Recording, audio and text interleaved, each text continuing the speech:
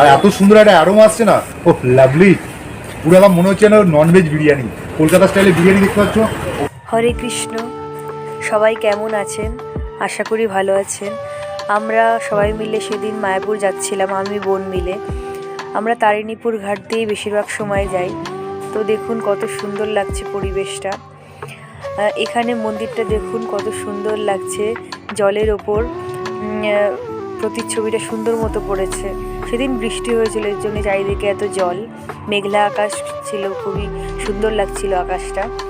তো আমরা সবাই ফোন ব্যাগ রেখে মন্দিরে রাধা মাধবের দর্শন করে আমরা বেরিয়ে পড়লাম সেই ভাইরাল বিরিয়ানি, রানাদার ভাইরাল বিরিয়ানি খেতে। তো উপর থেকে দেখতে পাচ্ছি আমার সুন্দর সুন্দর চালগুলো খাড়া হয়ে আছে। উপর থেকে খোয়া ক্ষীর দিয়েছো না?